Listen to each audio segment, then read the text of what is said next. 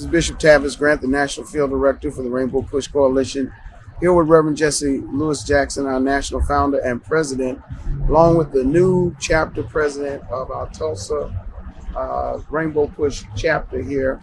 We've been here commemorating and reflecting and remembering the Tulsa massacre from 1921 to 2021. Reverend Jackson has made a commitment to this city, to its redevelopment, to its redemption, and recapitalizing it.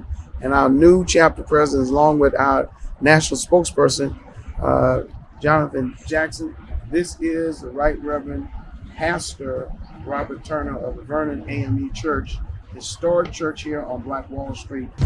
18 hours of sheer destruction.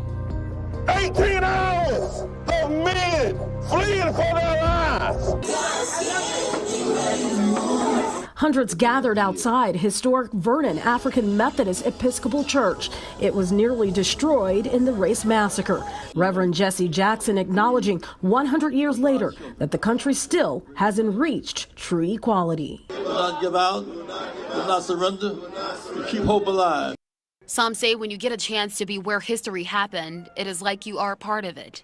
That's one of the reasons why so many people were in the Greenwood district to see for the first time ever a president in Tulsa to mark the 1921 race massacre. To all the descendants of those who suffered, to this community, that's why we're here, to shine a light, to make sure America knows the story in full. Hundreds came to Tulsa to remember and mourn the deaths from one of the darkest moments in American history. Some say it's great to know the president is giving the proper attention to what happened on May 31st, 1921, which until recently wasn't even taught in schools.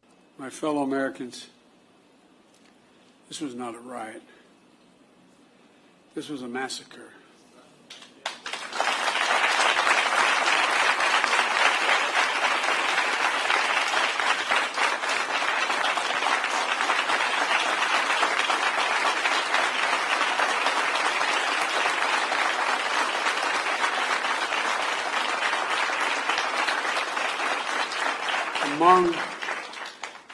Among the worst in our history, but not the only one.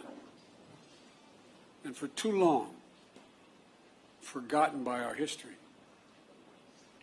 As soon as it happened, there was a clear effort to erase it from our memory, our collective memories, from the news and everyday conversations. During Tuesday's speech, President Biden spoke about reparations for survivors, announcing steps to narrow the wealth gap separating black and white Americans, something Reverend Jesse Jackson says need to be done. People burned up and the insurance company did not recognize their claims. We'll get those claims back. We'll get restitution. It's the right thing to do, you know. We love one another. Not being so angry and so mean, we'd be better off. Jesse, I think I mentioned this to you. I thought after you guys pushed through with Dr. King, the Voting Rights Act and the Civil Rights Act, I thought we were moved. What I didn't realize, I thought we had made enormous progress, and I was so proud to be a little part of it. But you know what, Rev? I didn't realize hate's never defeated. It only hides. It hides. And given a little bit of oxygen, just a little bit of oxygen by its leaders, it comes out of there from under the rock like it was happening again, as if it never went away. This whole country is focused today on what happened here a century ago. A weekend of centennial events culminated with the dedication of a prayer wall at the Vernon AME Church on Greenwood Avenue. We raise our hands to pray to you and to ask you to heal all those who are hurting. In attendance, various faith leaders, including Reverend Jesse Jackson. We ask that you bless this wall, allow those who come and touch it to feel your presence. In prayer, Ya Rabbal Alameen, O Creator of the universe, you know the atrocities that took place in these streets during the race massacre and have continued since then to our brothers and sisters. United at a prayer wall as a symbol of hope and renewal to a brighter future. Black Wall Street is on its way back. Pastor Johnson, hello to our audience. Hi, everybody. Good to be here. And I have great respect to Bishop Grant and to Jonathan Jackson.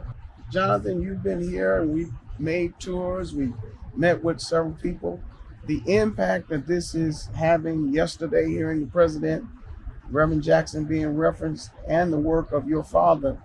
Tell us how significant it is to now have a chapter here in Tulsa on Black Wall Street. Well, I want to thank you first, Bishop Grant, for your tireless work, taking time away from your church, the ministry, on Sunday to come around the nation with my father, the Reverend Jackson, and help establish this chapter here. I want to say a very special thank you to the great AME pastor, Reverend Robert Turner. He has done something bold that only faith would lead you to do. Take a bullhorn to go in front of the Tulsa City Hall to awaken the people. He's done that day in and day out for the last 3 years since his great church has planted him in this historic church.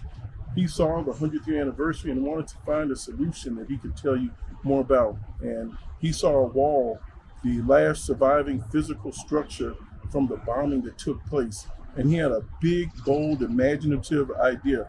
I wanted him to tell you about it, but I want to thank him for reaching out to me just over a week ago.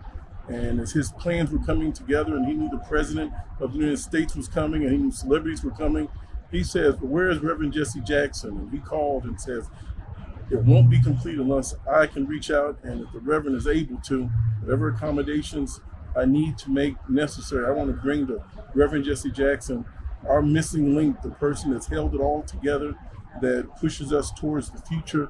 Reverend Turner, thank you again, and congratulations on being our state president. And please share some words on why the big idea behind the need to do something with a once torn down raggedy wall. What did you see that wall role in the future?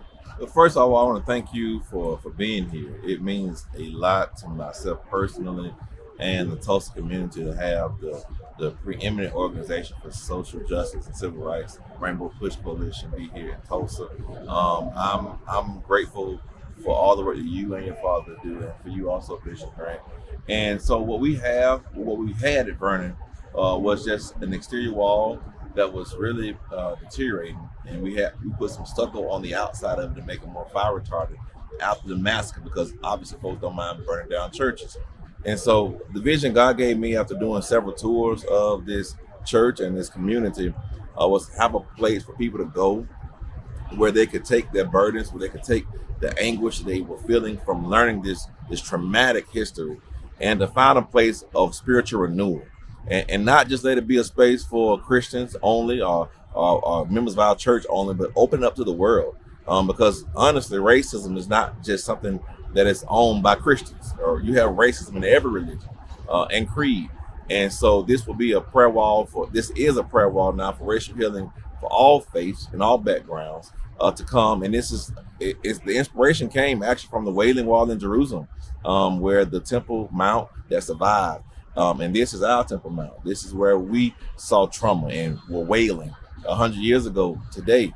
And to have this space for the world, we hope everybody can come and see and visit and take part and learn this history as we seek to rebuild historic Greenwood back.